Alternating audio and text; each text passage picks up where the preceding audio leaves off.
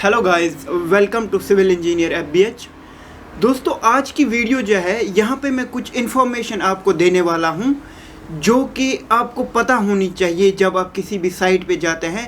जो इन्फॉर्मेशन कुछ ऐसी इन्फॉर्मेशंस है जो नॉर्मली नए सिविल इंजीनियर्स को नहीं पता होती है, और जिन सिविल इंजीनियर्स ने इंडिया में काम किया हो या पाकिस्तान में अपनी कंट्री में काम किया हो, उनको कुछ चीज़ें तो पता होती है, इनमें से कुछ चीज़ें पता नहीं होती। तो मैंने सोचा थोड़ा बहुत इनके बारे में मैं आपको बता दूं ताकि आप लोगों को एक आइडिया मिल जाए, और जब भी आप कहीं पे बाहर काम करते हैं तो जब भी ये नाम बोला जाए वहाँ पे तो आपको ऑलरेडी पता हो कि ये क्या चीज़ होती है। तो दोस्तों, कुछ एब्रीवेशंस है जो यहाँ पे यूज़ की जाती है कंस्ट्रक्शन लाइन में, जिनका आपको पता होना बहुत ज़्यादा ज़रूरी है, जिनके भी मीनिंग्स भी मैं बताऊंगा और थोड़ा बहुत उनको एक्सप्लेन भी करने की कोशिश करूंगा इस वीडियो में।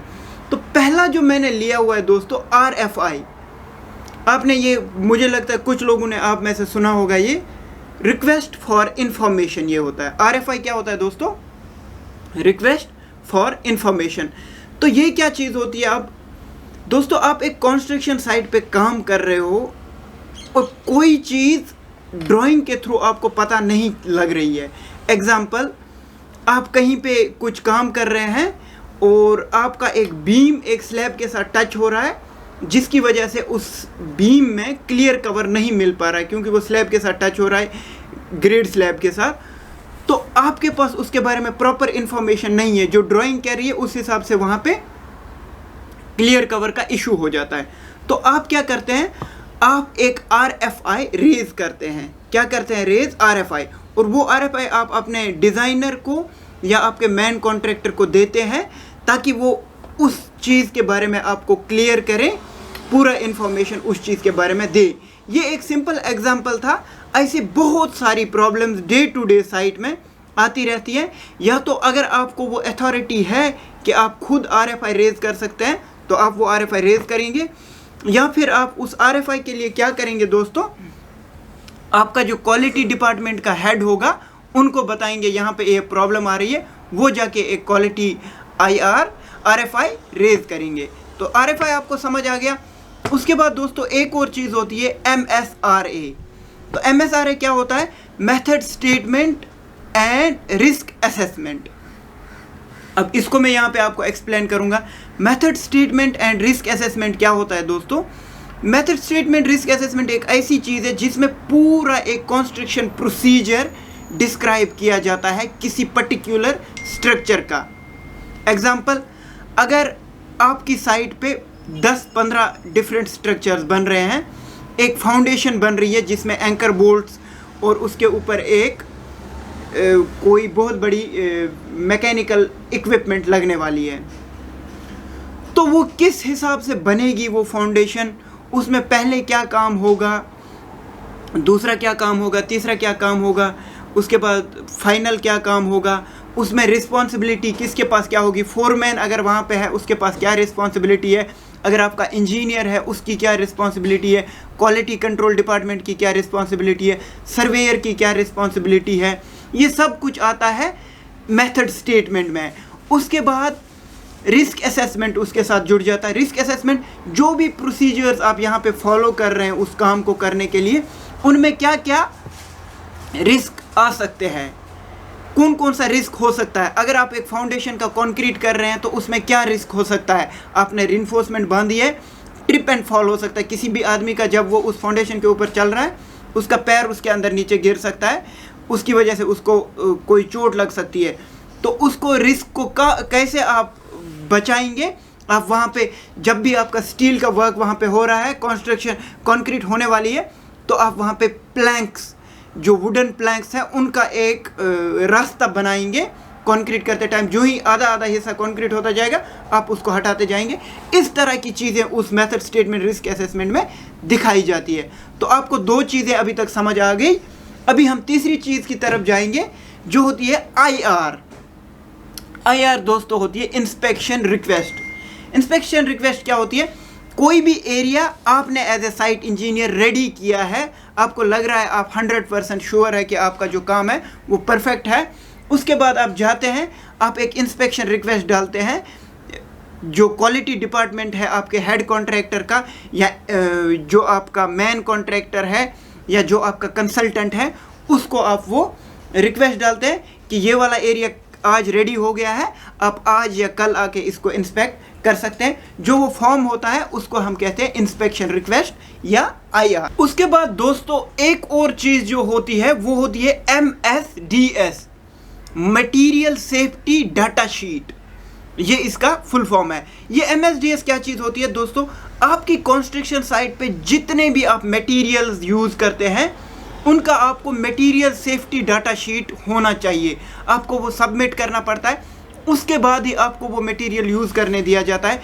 क्योंकि MSDS में सब कुछ लिखा हुआ होता है कि इस मटेरियल को या इस केमिकल को जब आप यूज़ कर रहे हैं उस टाइम कौन से प्रिकॉशंस लेने हैं, कौन से टाइप का मास्क पहनना है, हैंड ग्लव्स पहनने हैं कि नहीं है, आइज़ में अगर उसकी वजह से कोई इशू हो सकता है तो आइज़ के ऊपर हम क्या ग्लासेस डालने चाहिए, हर एक चीज़ उसमें लिखी होती है। तो MSDS हर एक केमिकल मटेरियल जो आप कंस्ट्रक्शन साइट पे यूज़ कर रहे हैं, क्योंकि हमारी कंस्ट्रक्शन साइट्स पे बहुत तरह के मटेरियल यूज़ होते हैं, कभी कभी आपको ग्राउटिंग का मटेरियल यूज़ करना होता है, कभी कुछ और मटेरियल होता है जो आपको यूज़ करना होता है, वाटरप्रूफिंग के लिए आप प्राइमर यूज़ करते हैं, या फिर कंस्ट्रक्शन जॉइंट के लिए कोई आप केमिकल यूज़ करते हैं, बहुत सारे टाइप के केमिकल्स यूज़ होते हैं। तो सबका MSDS जो है वो आपके पास होना चाहिए, ताकि जो सेफ्टी डिपार्टमेंट है उनको ये पता चले कि इसमें कौन कौन से प्रिकॉशंस हमको यूज़ करते टाइम लेने चाहिए,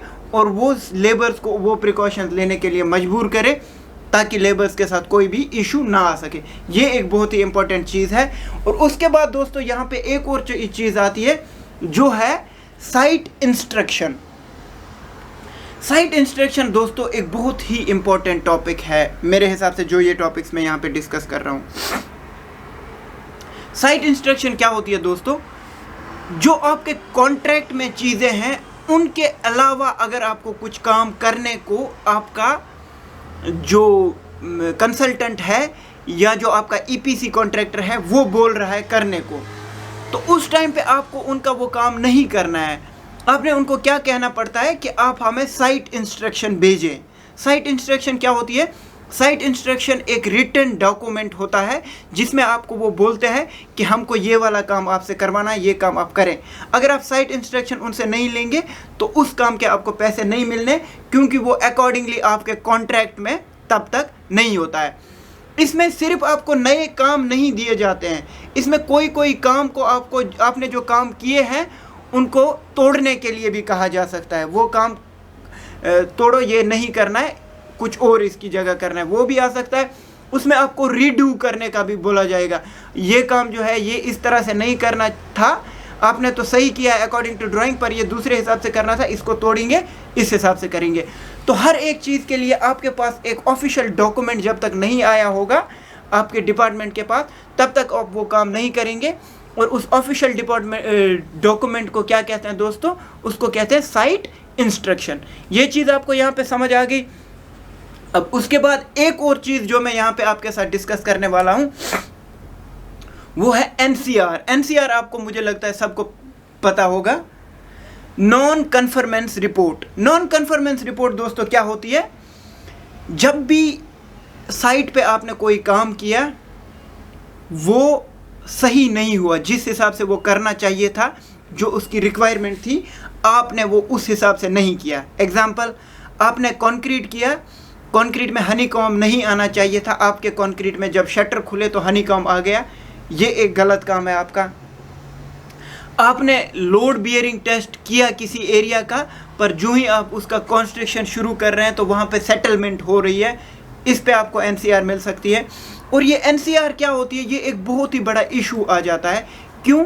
क्योंकि जब आपको एक NCR मिलती है उसकी बेसिस पे आपकी कंपनी की पेमेंट रोक दी जाती है जब तक वो NCR को आप क्लियर करोगे। तो हमेशा आपको ये याद रखना होगा कि NCR से जितना हो सके आप बचो, क्योंकि NCR मिलने की वजह से एक इंजीनियर की रेपुटेशन डाउन होती है। और उसके बाद जब आपको NCR मिलती है तो ट्राई करें कि बहुत ज़्यादा जल्दी से उस NCR को क्लोज़ करने की कोशिश करें, ताकि मंथ के एंड पे कोई पेमेंट आपकी वजह से कंपनी की ना रुके, आप लाइमलाइट में ना आ जाएं कि आपने ये काम नहीं किया था, गलत किया था, उसकी वजह से एनसीआर मिला, उसकी वजह से इतने मिलियन डॉलर्स या इतने मिलियन दिरहम्स हमको इस महीने नहीं मिले, वो रोक दिए गए। तो ये चीज़ आपको हमेशा के लिए याद रखनी होगी एज ए साइट इंजीनियर या एज ए मैनेजर, जिस भी पोस्ट पे आप जाते हैं। उसके बाद दोस्तों एक और जो चीज़ है जो मैंने आपके साथ यहाँ पे डिस्कस करनी है, वो है ITP। ITP क्या होती है दोस्तों? Inspections and test plans. ये क्या होता है दोस्तों? ये चीज़ इंस्पेक्शंस एंड टेस्ट प्लान्स एक प्लान, प्रॉपर प्लान वे में हर एक कंस्ट्रक्शन स्टेप के लिए कुछ टेस्ट होते हैं और कुछ इंस्पेक्शंस होती है।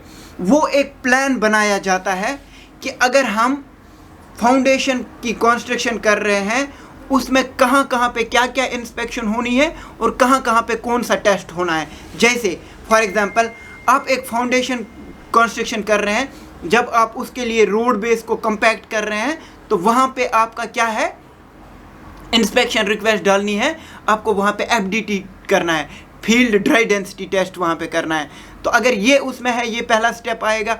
उसके बाद आपका विजुअल इंस्पेक्शन उसका होगा 2 लेयर के बाद, 50 सेंटी लेयर के बाद उसमें पूरी तरह कॉम्पैक्शन है, वो होगा। उसके बाद एक और इंस्पेक्शन आपने जो शटरिंग की, ब्लाइंडिंग के लिए, उसकी इंस्पेक्शन हो सकती है। ब्लाइंडिंग होने के बाद प्राइमर हो गया, ब्लाइंडिंग के ऊपर वाटर प्रूफिंग होगी, उसके लिए इंस्पेक्शन हो सकती है। तो ये पूरा एक प्रोसीजर के हिसाब से लिखा हुआ होता है। ITP उसी चीज़ को कहते हैं जिसमें पूरा ये डिफाइन किया गया हो कि कब कौन सी इंस्पेक्शन होगी और कहाँ कहाँ पे कौन कौन सी हमको टेस्ट करने पड़ेंगे किसी पर्टिकुलर कंस्ट्रक्शन फेज़ में। तो ये हो गया दोस्तों, आपको समझ आ गया यहाँ पे। अब एक और चीज़ यहाँ पे मैं आपको बताना चाहता हूँ, वो है वर्क परमिट। वर्क परमिट क्या होता है दोस्तों? एक कंस्ट्रक्शन साइट पे जब आप कहीं पे काम कर रहे हो तो आपको एक परमिट लेना पड़ता है काम के लिए। वो परमिट आपको सेफ्टी डिपार्टमेंट अलाउ करता है। सेफ्टी डिपार्टमेंट पूरी तरह से जांच करता है आपके एरिया की। अगर आपको स्काफोल्डिंग के ऊपर काम करना है, वो उस स्काफोल्ड का इंस्पेक्शन करते हैं कि ये स्काफोल्ड सेफ़ है लेबर्स को जाने के लिए कि नहीं है सेफ़। तो ये सब कुछ देख के वो आपको एक परमिट इशू करते हैं। उसी परमिट की बेसिस पे आप उस जगह पे काम कर सकते हैं। अगर आपके पास एक परमिट नहीं है, आप कहीं पे कुछ काम कर रहे हैं, मोस्टली जब आप कहीं पे वर्क एट हाइट कर रहे हैं, हाइट पे काम कर रहे हैं, या आप किसी कन्फाइंड स्पेस में काम कर रहे हैं, तो आपके पास अगर परमिट नहीं है और सेफ्टी डिपार्टमेंट वहाँ आया और उनने देखा आप ये काम कर रहे हैं, तो आप एक बहुत बड़ी प्रॉब्लम में फंस सकते हैं। उन प्रॉब्लम से अपने आप को बचाने के लिए आपको हमेशा के लिए ये याद रखना चाहिए, जो भी आप कोई काम करने जा रहे हो उसके लिए आपको एक वर्क परमिट लेना चाहिए। तो दोस्तों ये कुछ चीज़ें थी जो मैंने आप लोगों को यहाँ पे सिखानी थी, आप लोगों को बतानी थी। जिन लोगों को ये चीज़ें पता है उनके लिए तो बहुत अच्छा, जिनको अभी तक पता नहीं थी उनके लिए मैंने ये यहाँ पे बताई है। तो आपको कमेंट सेक्शन में बताना होगा कि कैसी आपको ये चीज़ें सब लगी। अगर आपको अच्छी लगी है तो अच्छे कमेंट्स यहाँ पे कमेंट सेक्शन में डालिए, वीडियो को लाइक करिए, अपने दोस्तों के साथ शेयर करिए। थैंक यू दोस्तों फॉर वाचिंग द वीडियो, और चैनल को सब्सक्राइब कीजिए। बहुत सारे लोग ऐसे हैं जिन्होंने चैनल को सब्सक्राइब नहीं किया है पर वीडियोस देख रहे हैं, तो हम बहुत खुश होंगे अगर आप लोग चैनल को सब्सक्राइब करेंगे और उसके बाद वीडियोज़ का आनंद यहाँ पर लेते रहेंगे। थैंक यू दोस्तों।